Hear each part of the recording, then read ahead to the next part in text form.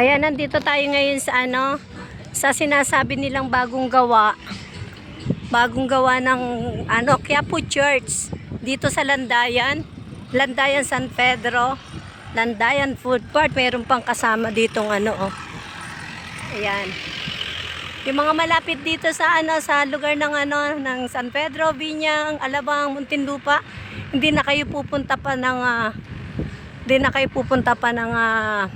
Manila para lang sa Quiapo Church. Ayan. Ginagawa to actually.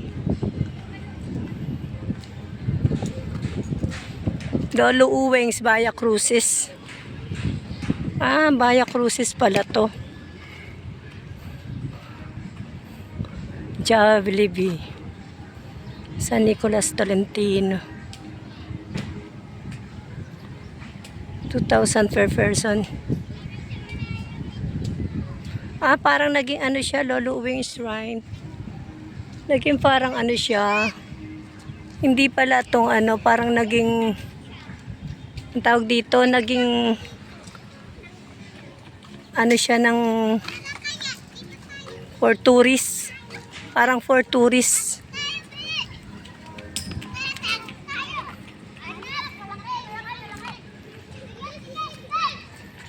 Parang pang tourist siya.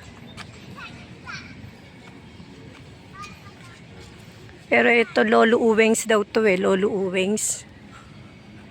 Malapit sa Lolo Uweng's. Ayan.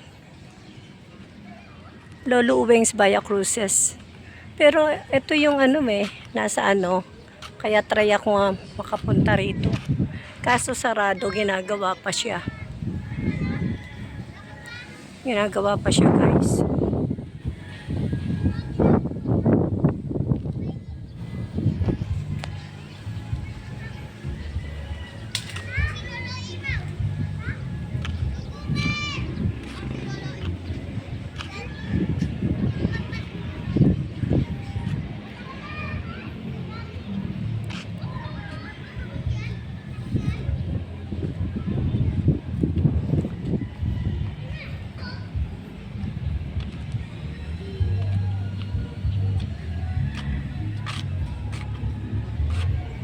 Bumili ng raffle ticket, handog sa pagpagawa ng simbahan ni Lolo Uweng. 10 winners. Ayan, flat screen, Honda, December. Meron palang pa-raffle dito. Ticket niya, 300 pesos.